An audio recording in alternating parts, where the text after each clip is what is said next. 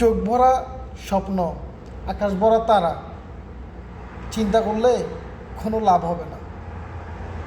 নিজের বিবেককে প্রশ্ন করে এগিয়ে যান, তাতে আপনি সফল হবেন।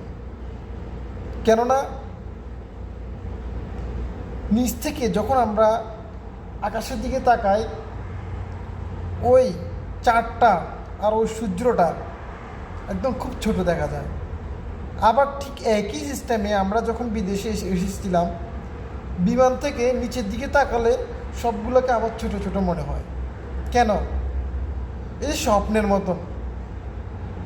স্বপ্নকে আপনি ঘুমিয়ে ঘুমিয়ে আমরা অনেক স্বপ্ন দেখি, সেগুলো কাজে না দিয়ে, সেগুলো আমরা বাস্তবায়িত না করে আমরা আসল পথে, আমরা বাস্তবের পথে এবং আমরা কঠিন বাস্তবের পথে আমরা চিন্তা করব যে স্বপ্নটা আসলে কোথায় গেলে আমাদের সাকসেস হবে।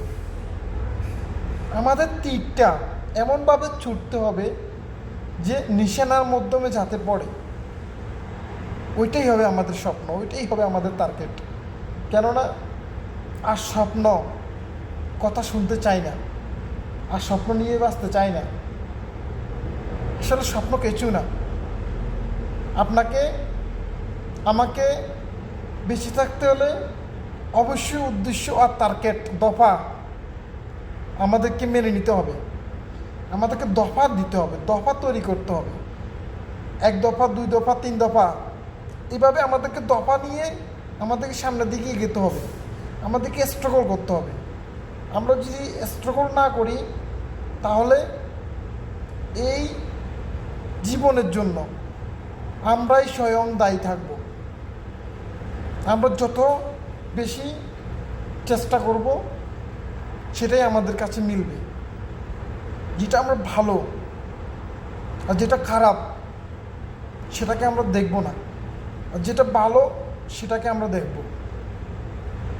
ভালো অবশ্য জয় আছে, খারাপের কোনো জয় নেই। খারাপকে আপনি ডাকতে হলে প্রচুর খারাপই কথা বলতে হবে, প্রচুর মিথ্যা কথা বলতে হবে। আর আপনি যদি সত্যকে ডাকার জন্য একটাই যথেষ্ট, তাহলে আমাদেরকে ঘুমিয়ে ঘুমিয়ে স্বপ্ন না দেখে আমাদেরকে অবশ্যই পরিশ্রম চেষ্টা করতে হবে। সব ভালো থাকবেন, সুস্থ থাকবেন। আমি পরের পাঠও দিচ্ছি ইনশাআল্লাহ।